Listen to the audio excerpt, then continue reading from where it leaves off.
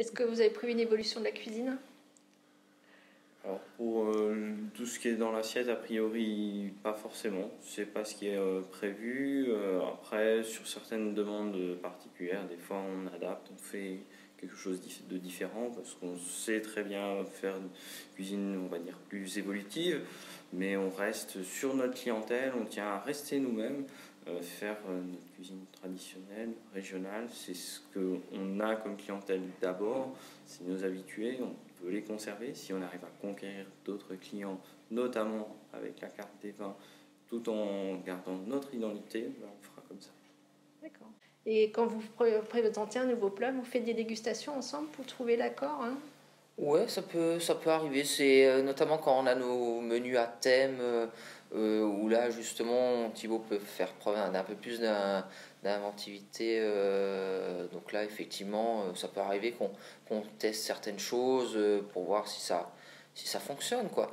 Après, c'est vrai que comme on n'est pas un établissement gastronomique, je dirais que moi je recherche jamais l'accord parfait pour les clients. J'essaie toujours de m'accommoder des goûts de tout à chacun. C'est vrai qu'on peut avoir des gens qui vous demandent du vin rouge avec des asperges et on va pas s'en offusquer.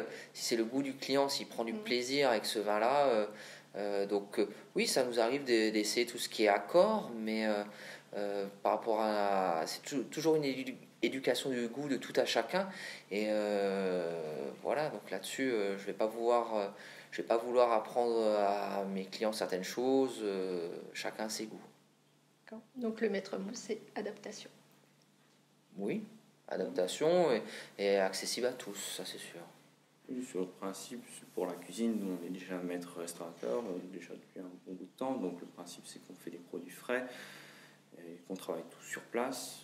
99% des produits sont faits vraiment maison, on fait du pain de maison, on fait plein de choses. Le principe c'est que souvent en fait le plat en lui-même, le client ne voit pas, mais souvent on teste de nouvelles techniques, on fait d'autres petites évolutions dans l'assiette, mais qui souvent le client ne le perçoit pas, mais c'est une montée en gamme souvent qui se fait au fur et à mesure dans l'assiette. Et du coup, papa travaille encore avec vous? Alors il est à la retraite depuis 2014, mais c'est vrai qu'il lui arrive régulièrement de venir donner un petit coup de main, notamment sur les services du midi. D'accord. Et vous êtes resté au niveau de la cuisine.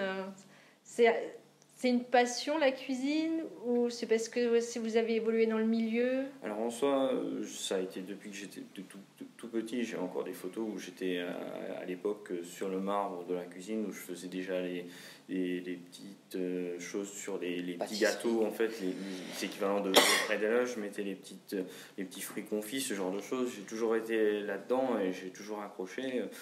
Voilà, quoi. Après, pendant un moment, j'ai aussi eu ma période de vraiment très vin, notamment en maîtrise. Et puis après, finalement, je me suis dit qu'il fallait surtout me concentrer sur la cuisine. Bon, finalement, ma première passion. Et voilà, c'est pas pour ça que je vais renier un bon vin à boire. Et puis Gilles, dans la cuisine aussi, ou c'était toujours Euh, le vin? ouais, au départ, oui, mais très vite, non, je me suis plus attablé sur le lever de coude plutôt que le porter de casserole, quoi.